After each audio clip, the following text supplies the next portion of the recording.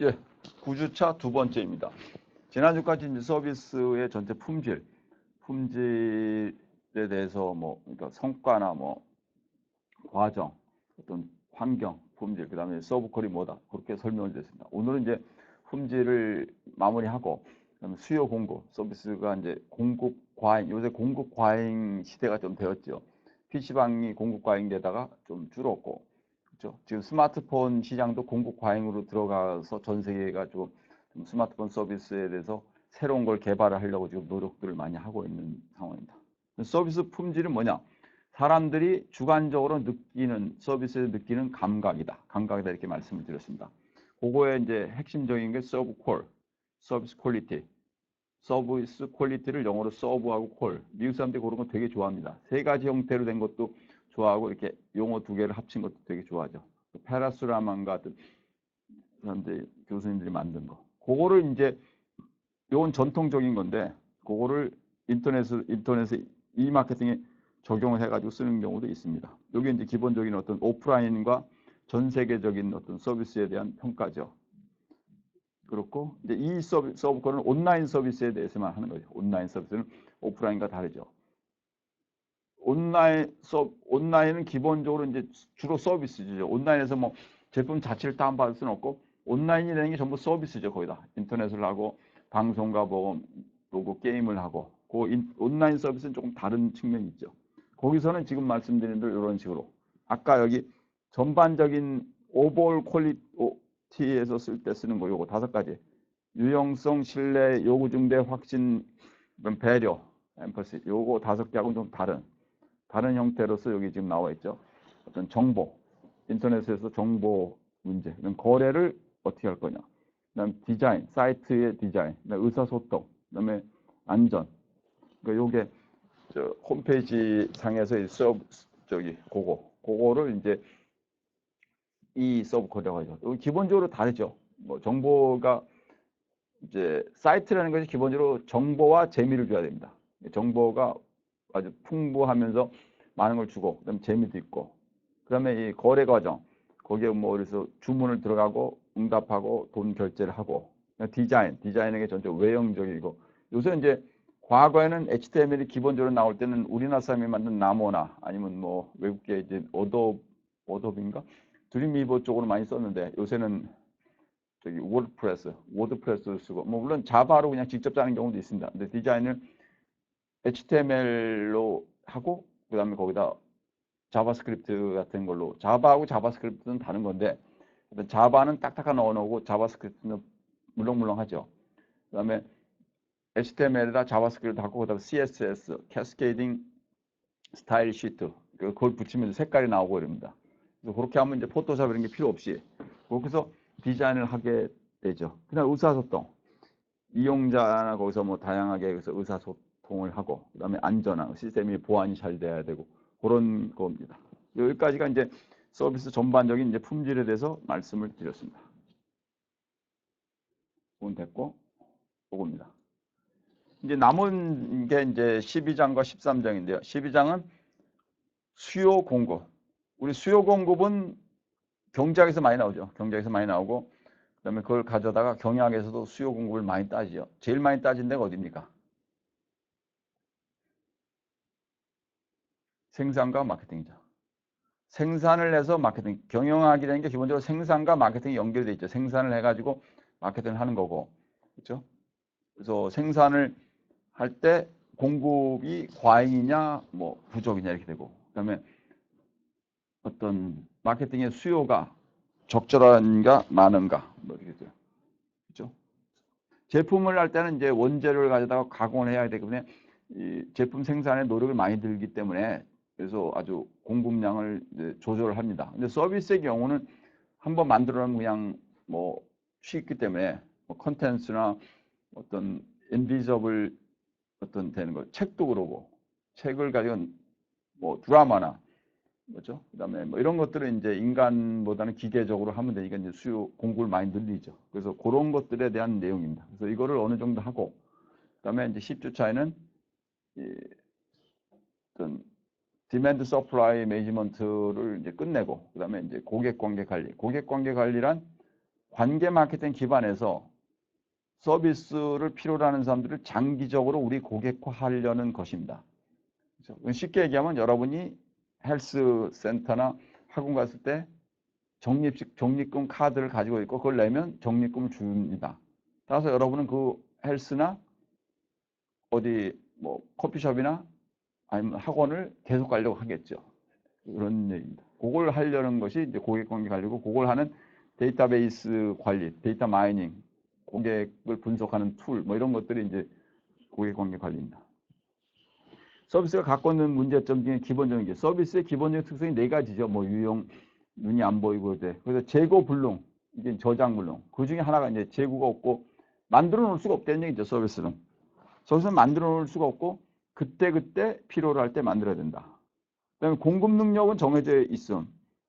근데 이게 이제 그 인간 베이스드, 휴먼 베이스드 때는 이렇게 정해져 있죠. 비행기 서비스 같은 비행기가 있어야 되고, 그다음에 ATM, 여러분이 돈을 뽑는 그런 기계가 있을 땐 그게 있어야 되는데, 그렇지 않은 그냥 일반 무형 콘텐츠들, 지식 관련된 것들, 무슨 뭐 어떤 동영상으로 지식을 강연하는 거나 목사님의 설교나 그다음에 어떤 학원의 영어 강의나 이런 것들은 한번 생산이 되면 그냥 쫙 전 세계로 풀리면 되죠. 그래서 소비자들의 서비스는 수요는 매우 가변적이다. 이건 상당히 이게 상당히 높습니다.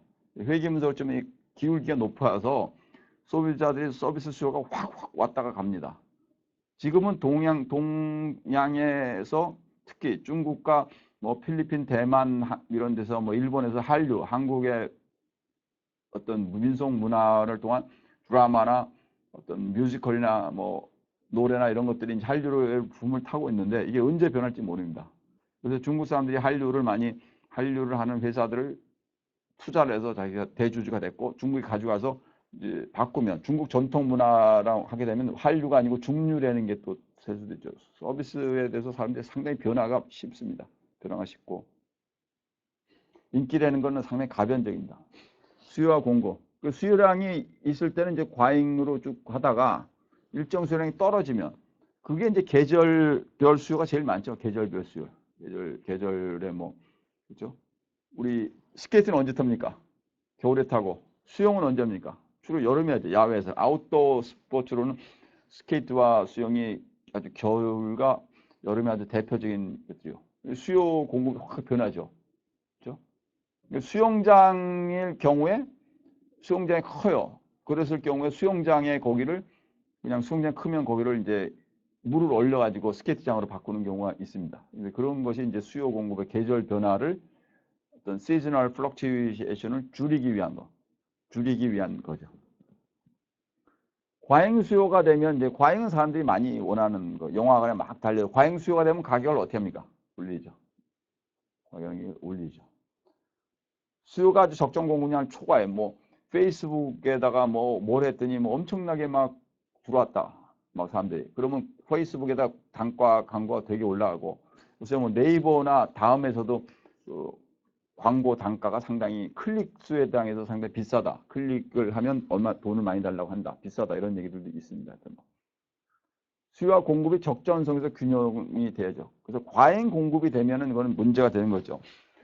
학원들이 지금 과거에는 대입 그 진학률이 상당히 높았죠. 한때는 80% 넘었다. 요새는 이제 70%까지 됐고, 고등학교 졸업생 중에 대입 진학률이 한 70% 되고, 현재는 지금 계속해서 인구가 주는 현상이라서 한 2020년쯤 가면 거의 최저로 되면 없고, 지금 초등학교가 뭐 전국에 뭐 졸업생이 한 명인 학교도 있고, 대학들도 상당히 영향을 받죠. 그래서 대학을 좀 축소하는 상황이 되고, 또 하나는 사이버로 많이 돼서 사이버 대학들이 많이 발전하게 되면 오프라인 대학들이 영향을 많이 받게 됐고, 또 하나는 지금 미국 대학들, 특히 뭐 MIT나 스탠포드 같은 데 오픈 코스웨어를 만들어야죠. 우리나라도 지금 모 대학이 이렇게 하는데 사이버로 몽땅 다 통제를 하게 되면 대학들이 상당히 줄어들죠. 사람들이 MIT에 온라인 코스로 들어가서 성공하면 전 세계 대학들이 위험할 수도 있게 되는 거죠.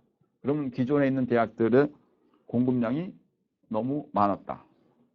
그러면 이렇게 생각하시죠. 교수님, 왜 대학을 늘렸습니까? 예, 1990년대 초반에 대학이 모자른 것 같아서 대학을 늘렸어요. 그때 허가제에서 그냥 신고제를 바꿔가지고 막 늘렸어요. 계약이 막 늘었어. 그러나 이게 과잉 공급에 의합니다. 지금 상황에 비해서. 그 당시에는 온라인이 별로가 없었으니까. 항상 이 어떤 환경의 변화와 어떤 그런 거에 따라서 이게 공급이 과잉될 수도 있고 아닐 수도 있습니다. 은행도 지금 오프라인 은행들이 대단히 많은데 온라인 뱅킹이 늘면서 핀테크라 해서 온라인으로 은행이 많아지면 이제 은행들이 과잉 공급 상태가 되죠. 서비스는 저장이 불가능하고 탄력적인 조정이 대단히 어렵습니다. 특히 시설을 가지고 있는 경우에는 도산합니다. 수요 감소 아주 급속한 수요 감소에 따라서 도산은 유명한 항공사도 있고 관광 서비스도 지금 우리나라가 미국에서 지금 아니 중국 쪽에서 우리나라에 저기 관광 오는 분들이 주로 4개인데요. 중국, 일본, 대만, 미국이거든. 유럽이랑 조금씩 있는데 중국이 가장 많아서 뭐 500만 명, 1000만 명 정도 오고 있는데 이것이 늘면은 지금 호텔 관광학과들을 막 만들고 호텔을 짓고 있는데 중국 사람들이 안 오게 되면 호텔이 그냥 남아 돌게 되겠죠. 호텔이 지금 과잉 공급되면 어떻게 됩니까? 호텔을 팔면 호텔을 뭘로 씁니까? 쓸 게 별로 없죠. 호텔을 학원으로 바꿀 수 있나? 시설이 전부 방인데 그걸 뭐 어떻게 해, 뭐, 그죠? 학교도 지금 바꿀 수 있는 학교는 뭐 강의라도 하면 되는데 강의가 그렇게 필요한 것도 아니고 오프라인에서는 그렇게 되면서 이제 변할 수가 있는 거죠. 금융 서비스, 변호사도 지금 공급 과잉이 되면서 변호사들이 일자리가 없어지는 경우도 있죠. 수요와 공급의 균형적인 관리를 위해서 적절하게 맞춰야 된다는 얘기입니다. 그건 뭐 언제나 다 필요한 거죠. 우리 피도 인간의 몸에 있는 피도 적절하게 맞아야 되는 거고 운동량도. 서비스 공급의 한계성. 시간이 한정되어 있기 때문에 변호사나 컨설턴트나 미용사, 배관수료, 심리치료사들은 시간이 한정되어 있기 때문에 그거에 따라서 좀 해달라면 늘죠. 저도 뭐 보험회사 자문교수를 하고 있는데 갑자기 전화 오더니 뭐 지방에서 가서 야간에 저녁에 한번 강의 좀 해달라. 그럼 내가 뭐 일이 많고 학교 강의하고 끝나고 나서 가고 뭐 이렇게 되면 이제 그 사람들이 이제 비용을 좀 주고 이런 얘기가 되죠. 시간이 한정되어 있기 때문에. 인력도 한정돼. 그걸 할 수 있는 사람. 그래서 여기서 전문가라는 게 필요한 겁니다. 그걸 할 수 있는 그 특별한 사람만이 있어야죠. 안과 의사가 우리나라에도 뭐 수없이 많은 것 같은 서울에만 안과가 엄청나게 많은데 내가 가서 믿을 수 있는 사람. 그렇죠? 믿을 수 있는 사람. 기본 공급이 문제가 아니고 질 좋은 공급, 품질 높은 공급에 대해서 이제 저희가 관심을 갖는 거죠. 전달생들 장비가 제한됩니다. 뭐 이삿짐이나 택배사, 비행기나 트럭. 비행기도 지금 항공사들 비행기를 안 늘리려면 거기는 소프트웨어가 있어야 되고 소프트웨어는 500만 줄짜리가 막 들어가고 비행기가 엄청나게 비싸죠. 그 비행기를 임대를 해가지고 하는데 그 임대를 해서 비행기가 갑자기 늘렸다가는 뭐 줄이고 그러니까 비행기 전 세계 풀을 만들어서 렌트를 해가지고 비행기를 임대를 해가지고 그걸로 이제 운영을 하고 있는 경우죠. 시설 부족이 되면 멀고 우리나라의 경우에 지금 별로 그렇지 않은데 병원의 입원실이나 이 학교의 강의장 같은 게 벽이 움직여서 왔다 갔다 할 수가 있습니다. 실제로 건물 그렇게 지면. 그래서 병원에 가봤더니 입원실 딱 고정이 돼 있어요. 특급실에는 혼자 사는다고. 근데 사람들이 병이 아파하고 특급실을 늘리려고 할 때는 이 병이 막 왔다 갔다 해야 돼 벽이요. 근데 지금 우리나라 건물 질 때 그렇게 안 했죠. 근데 뭐 질 수가 있습니다. 벽을. 그냥 우리 학교도 보면 강의장이 큰 데가 있고 작은 데가 있는데 한 12명이 수업 들을 때하고 200명 들 때는 강의장이 달라지겠죠. 벽이 왔다 갔다 할 수 있는 그 서비스 그런 것이 필요하고 가설 건물이라는 게 그런 겁니다. 그런 경우가 되겠죠. 최대 활용. 그러니까 적정 활용도 하고 최대 활용. 그래서 적정 활용도를 넘어서게 되면 어떻게 됩니까? 다른 서비스를 아웃소싱 하죠. 여러분이 아직 우리 학생들이 해서인데 부모님하고 같이 뭐 어떤 연회장에서 뭐 우리 할아버지가 오늘 뭐 환갑이시다. 그래서 아빠가 큰아들이라고 아빠가 오늘 환갑 준비를 하는데 뭐 연회장을 빌렸어. 그래서 음식도 하고 무슨 노래도 부르고 우리 딸이 거기서 할아버지를 위해서 뭐 간단한 콘텐츠를 해가지고 좀 동영상으로 보여달라. 그래서 우리 학생이 준비를 하고 그 연회장이 그런데 그 연회장이 워낙 품질이 좋아서 서비스가 품질이 좋았더니 거기 뭐 한 1000명까지 들어가는 데인데 막 5000명이 막 달려들어요. 그러면 주차가 일단 안 돼, 주차가. 그럼 어떻게 합니까? 주차 안 되면 어떻게 합니까? 밸리 서비스죠. 밸리 파킹이 게 뭡니까? 그냥 차를 연회장 앞에다 세워놓으면 거기 있는 아저씨들이 가고 다른 데 가서, 다른 데는 어디 있습니까? 그분들이 그 주위에 반경 뭐 몇백 미터 내에 있는 유료 주차장들을 임시로 빌리는 거죠. 임시로 빌리는 거. 그게 이제 서비스 아웃소싱을 들어가는 겁니다. 바람직한 서비스 공급 수준은 거기에 맞춰가지고 뭐 스포츠 이벤트, 야구 경기 같은 경우도 경기장이 꽉꽉 만원을 차면 어떻게 하면 못 들어가는 사람들이 막 얘기하게 되고 막 얘기하면 값이 막 안표가 생기는 거죠. 그래서 서비스 공급이 부족하게 되면 거기에서 가격 할증이 생기는 거죠. 장비나 시간 뭐 이런 것도 전체를 하고 서비스 변동 패턴을 파악을 해야 된다. 하루에 제일 인간이 상당히 여러분 정신적으로 의사결정이 제일 잘 되는 시간이 언제입니까? 아침입니다. 그러니까 아침에는 뭘 해야 합니까? 아침에는 회의를 하고 오후에는 그냥 활동을 하고 그렇게 되죠.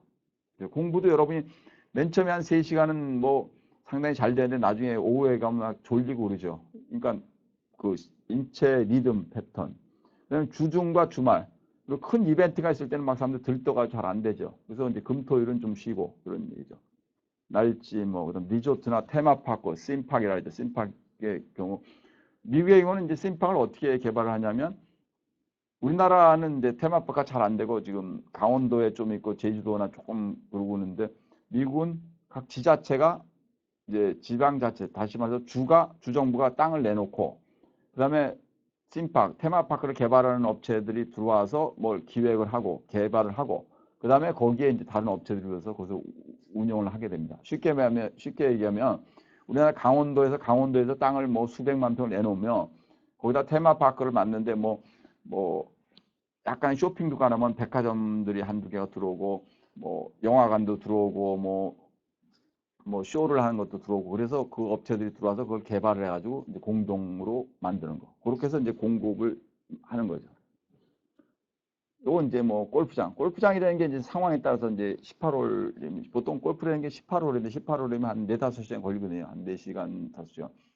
저는 골프를 잘 못 쳤다가 기업체 때문에 많이 하다 요새는 이제 안 하는데 골프장이라는 게 이제 그래서 우리나라 골프장 회원권을 가진 사람 한 10만 명쯤 됐다가 요새는 골프가 대중화가 되면서 이제 좀 회원권이 뭐 떨어지고 막 이렇게 돼서 대중화가 되는 편입니다.